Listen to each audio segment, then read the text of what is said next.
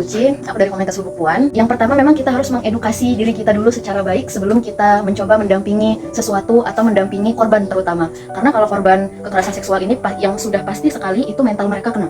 Mental mereka diserang karena contoh kasus ya, ini kita persempit aja jadi korban pemerkosaan. Misalnya korban pemerkosaan itu mereka tidak hanya diperkosa satu kali, namun mereka diperkosa berkali-kali. Yang pertama oleh pelaku, lalu yang kedua oleh stigma masyarakat, lalu yang satu lagi ketika mereka melakukan BAP, korban mereka diperkosa lagi oleh aparat penegak hukum.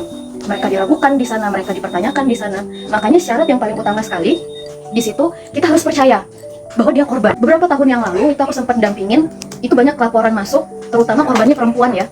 Dia yang fotonya disebar, videonya disebar segala macam di salah satu universitas juga yang ada di Jambi.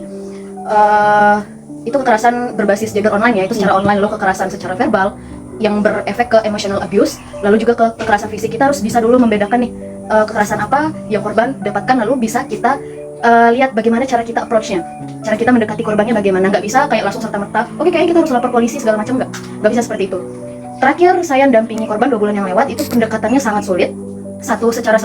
Lebih kurang 1 minggu itu komunikasi kita sangat jarang. Selama 1 minggu saya kasih gambaran ke dia, saya dengar cerita dia, kita validasi dulu emosinya, kita validasi dulu apa yang dia rasakan, apa yang dia alami itu adalah valid.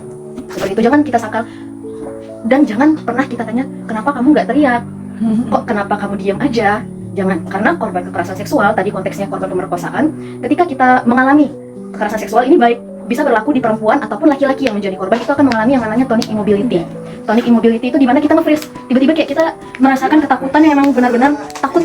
Jadi kita nggak bisa ngapa-ngapain, nggak bisa teriak, nggak bisa apalagi minta pertolongan ke orang lain. Itu namanya tonic immobility. Apalagi keluar pertanyaan yang sering saya temui ketika mendampingi korban BAP bersama aparat, itu selalu ditanyain, ya kenapa kamu pulangnya memang jam segitu, kenapa pakaiannya seperti itu. Itu tolong hindari pertanyaan yang seperti itu, hargai perasaan korban sebisa mungkin.